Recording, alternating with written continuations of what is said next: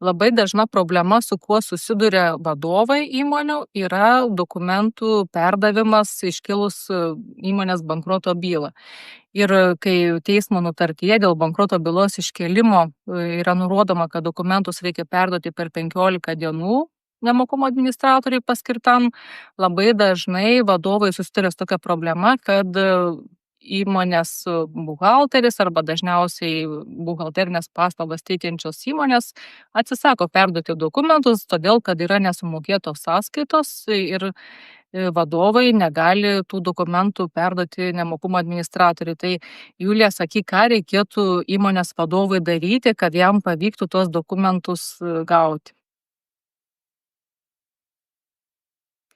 Na, iš tikrųjų, tai tikrai yra didelė problema, nes, na, kaip ir nurodė bankroto administratorė Eglė, kad skiriamos yra baudos ir jos didėja progresinė tvarka, tai iš tikrųjų gali po to, na, žmogus vieną dieną suprasti, kad, na, išieškomas didžiulės sumos. Na ir sprendimas pirmiausiai būtų pačioje pradžioje, kaip ir labai daugelį situacijų. Tai yra, na, jau pačioje verslo pradžioje vystant verslą, ne? Turime dvi skirtingas situacijas, ar tai yra darbo sutartis, ar tai yra, na, kažkokia samdoma įmonė. Bet kuriuo atveju, ar tai būtų darbo teisiniai santykiai, ar tai būtų pasirašyta sutartis su buhalterinės paslaugas teikiančia įmonė, visada svarbu dokumentai. Dokumentai. Mes teisininkai, advokatai labai dažnai tą akcentuojame, bet atrodo, kad kuo daugiau akcentuojame, tuo vis dėlto, na, tas situacijos vis tiek nėra sprendžiamos. Tai kas yra tie dokumentai? Nu, tai jeigu yra darbo teisiniai santykiai, tai aišku pareiginiai nuostatai, kas ką tvarko, kur yra dokumentai ir panašiai. Na ir kitas dalykas yra, jeigu yra sutartiniai teisiniai santykiai, tai vėlgi labai svarbu yra susitarti ir kad sutartyje būtų nurodyta, kur yra dokumentai, kaip jie yra saugomi, kada perduodami ir, na, aišku, numatyti kažkokias tai baudas ar kitokias atsakomybės formas, kad jeigu yra neperduodami dokumentai, nesuvedami duomenys.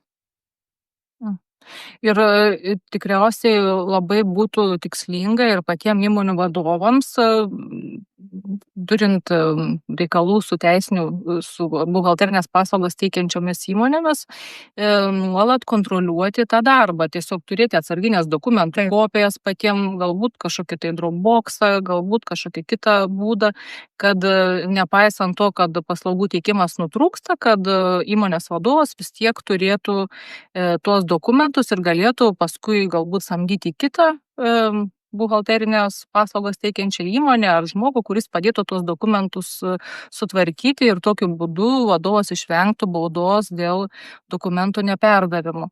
O sakyk dabar dar, Julija, ar gali tą, sakykime, buhalterinės paslaugas teikianti įmonė atsisakyti perduoti dokumentus nesumokėjus tam vadovui už paslaugas? Manyčiau, kad ne, tokios sulaikymo teisės nėra šiuo atveju, vis dėlto čia yra visai kiti dar teisiniai santykiai. Na, iš tikrųjų, čia turim dar tokią įdomią situaciją dėl to, kad, tarkime, kai yra iškelta bankroto byla ir kai nėra iškelta bankroto byla, yra skirtingos teisinės situacijos. Tai kai nėra iškelta bankroto byla, tai galima kreiptis ten dėl žalos atlyginimų, pats vadovas, net atstovauja įmonę ir kreipiasi, kad darbo santykių metu ten padaryta kažkokia tai žala. Arba kreiptis, jeigu įmonė tvarkiusi buhalterinės paslaugas padaro žalą ar dėl dokumentų išsireikalavimo į policiją ir panašiai. Tačiau ta situacija yra kita, kai yra iškeliama bankroto byla. Kodėl? Todėl, kad įmonės vadovas netenka savo kaip atstovo, na, teisinio tokio įgaliojimo. Perima visus tuos įgaliojimus bankroto administratorius. Ir turbūt Eglė patvirtins, kad, na, tuomet jau įmonės vadovas, kai yra iškelta bankroto byla, įsiteisėjo nutartis, pats nebegali kreiptis jau asmeniškai, kaip atstovaudamas įmonę. Ir šiuo atveju jau tas visos teisės ir pareigos pereina bankroto administratoriui.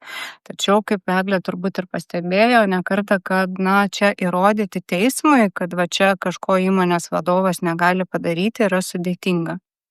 Taip, nes vadovas visą laiką turėtų tuos dokumentus valdyti, turėti bent jau prieigą prie tų dokumentų arba turėti neginčiamus įrodymus, kad tikrai tie dokumentai yra būtent pas tą buhalterinės paslaugas teikiančią įmonę ir jinai atsisako juos perduoti. O priešingu atveju greičiausiai įrodyti, kad kaltas dėl dokumentų neperdavimo yra kažkoks tretysis asmuo, nelabai pavyks ir bet kokiu atveju išeiti iš šios padėties turi surasti įmonės vadovas.